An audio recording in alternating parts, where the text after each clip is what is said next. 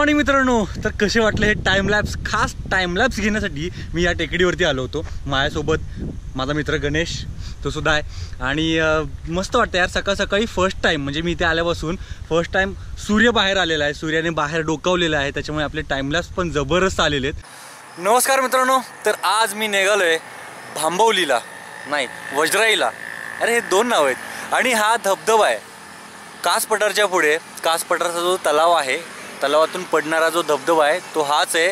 आणि याचं वैशिष्ट्य असं आहे की हा जो धबधबा आहे तो आहे भारतातील सर्वात उंच धबधबा. म्हणजे तो 3 टप्प्यांमध्ये पडतो. म्हणजे एकदम त्याची उंची तेवढी उंच नाही आहे, पण 3 टप्प्यांमध्ये पडणारा हा सर्वात उंच धबधबा आहे.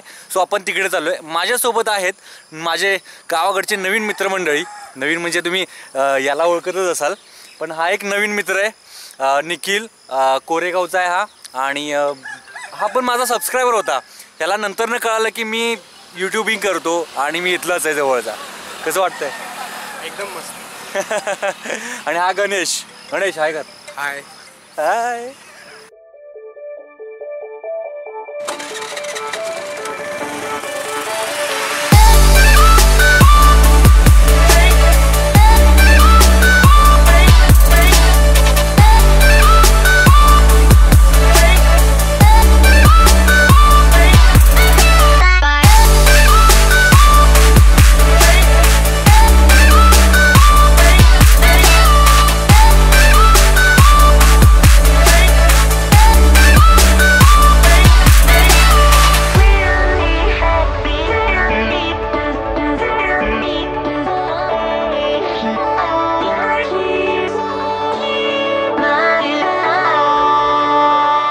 मित्रांनो, धबधब्याकडे जाताना मला या इथे हे एक स्मारक दिसलं. हे आहे कर्मवीर भाऊराव पाटील यांचं स्मारक. आणि ही आहे रयत शिक्षण संस्थेचं ऑफिस. सो साताऱ्यामधले तुम्ही माहितीच असेल की रयत शिक्षण संस्था ही खूप जुनी संस्था आहे. 1919मध्ये याची स्थापना झाली. आणि आजवर महाराष्ट्रामध्ये जवळपास 700च्या वरती शाळा या संस्थेच्या आहेत. तर हेच एक तुम्हाला दाखवून द्यायचं होतं.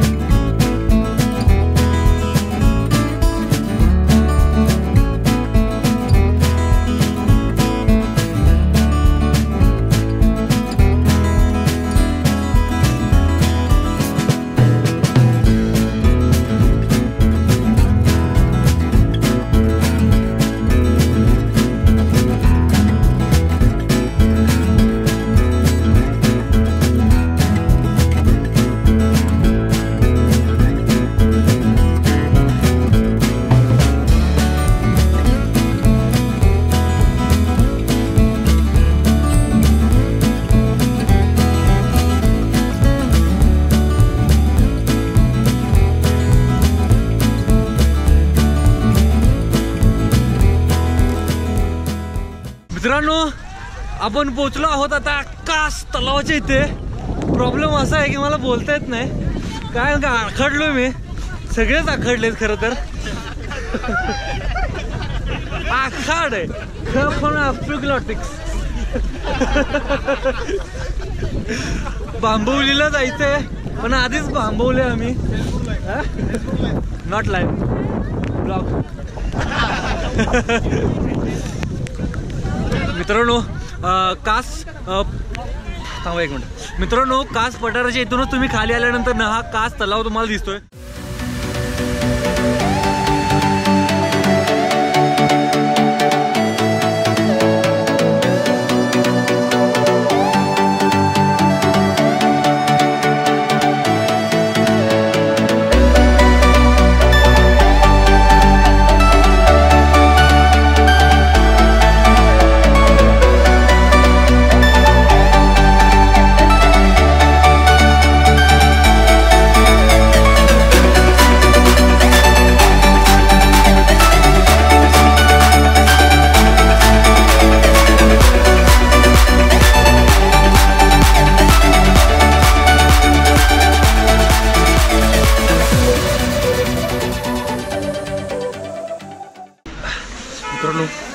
कास पठारच्या इथे हे सगळे हॉटेल्स आहेत, म्हणजे छोटे छोटे हॉटेल्स आहेत जिथे तुम्ही मस्तपैकी गरम होऊ शकता.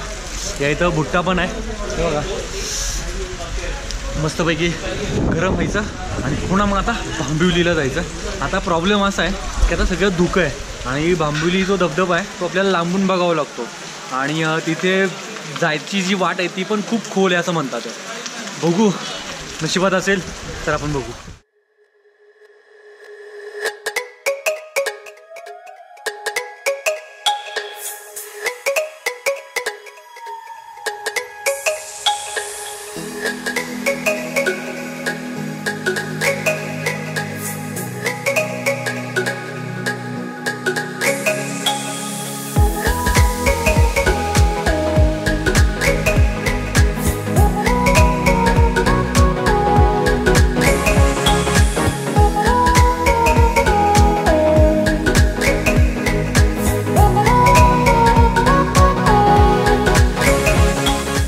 तुम्ही वज्राला जाऊन आला काय?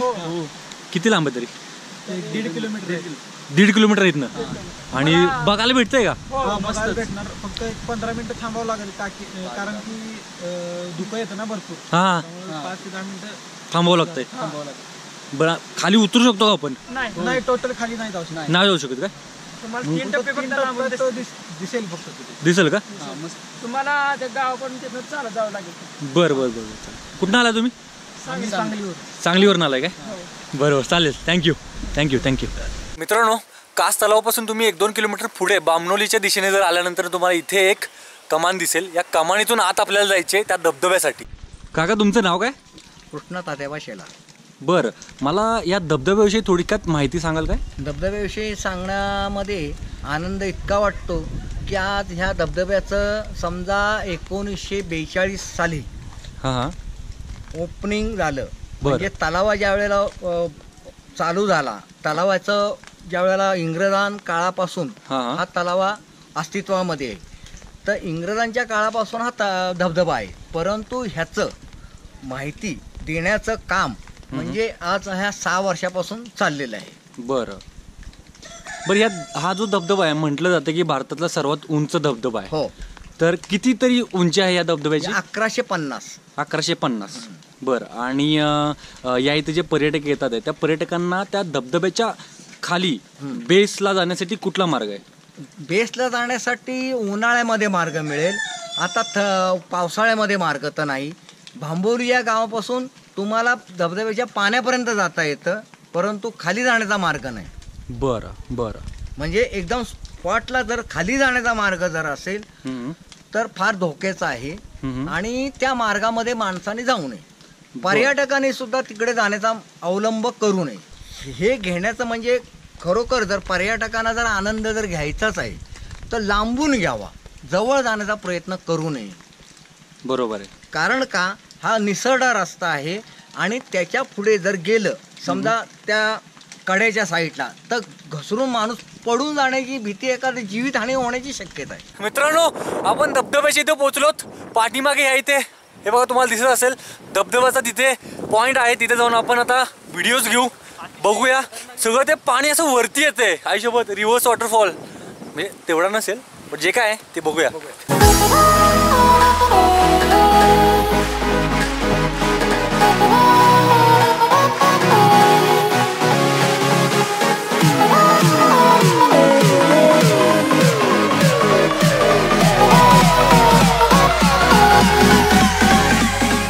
तो आहे भांबिवलीचा वज्राई धबधबा. पण आता आपल्याला फक्त पहिलाच टप्पा दिसतोय त्याचा. अजून खाली 2 टप्पे आहेत, म्हणजे तो खूप खोल आहे. आता खाली जावं लागेल. त्यासाठी खाली जायचं म्हणजे खूप मोठा ट्रेक करत खाली जावं लागतं आणि मग पूर्ण वरती यावं लागतं. मे बी 1-2 तास अजून जाऊ शकतात.